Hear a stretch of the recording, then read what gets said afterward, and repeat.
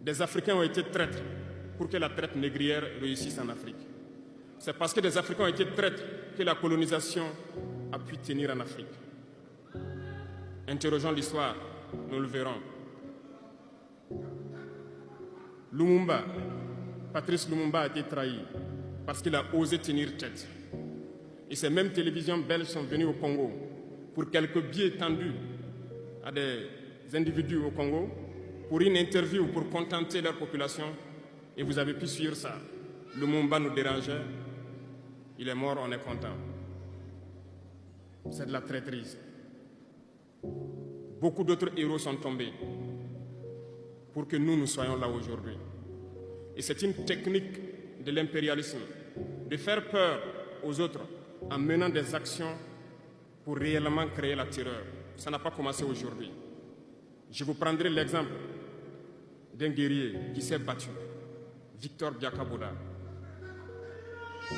Lisez, vous comprendrez. Il est issu d'une famille de chefs, pas de la chefferie donnée par le colon. Il était un enfant digne.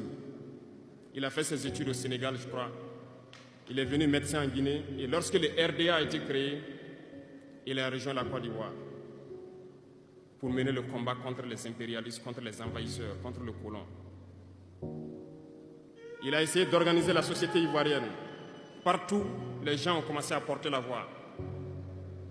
Il y avait en son temps un général Péchou qui a fait massacrer les populations ivoiriennes pour que jamais cet esprit de liberté ne puisse germer. Il a continué son combat aux côtés de Félix Houphouët-Boigny. Ils ont lutté, mais le plus virulent était Victor Biakaboda. Il représentait une menace pour les impérialistes. Qu'ont-ils fait? En plus de massacrer les populations qui manifestaient, un soir, ils l'ont tué de manière atroce à côté de Boisflé. Quelques heures après, lorsque les populations de Dimbokro ont entendu l'assassinat, ils ont marché, ils ont manifesté, ils ont été massacrés par l'armée coloniale. L'histoire est têtue, les faits sont là. Après sa mort, qui a fait peur à Félix Houphouët-Boigny, ils l'ont appelé et ils l'ont dit, si vous continuez la lutte, vous connaîtrez le même sort. Il a eu peur et il s'est rallié à l'impérialisme. Il a été nommé ministre en France et plus tard il est venu prendre les rênes de la Côte d'Ivoire. Et ils l'ont utilisé pour éliminer beaucoup d'autres personnes qui osaient lever la voix. Et je pense que Thomas Sankara est un bel exemple.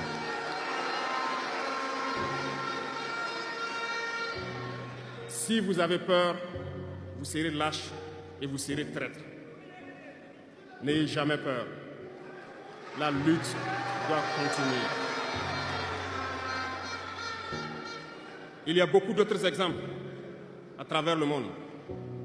Et il y a ces phénomènes qu'ils ont aussi utilisés depuis belle lurette et qu'ils continuent d'utiliser.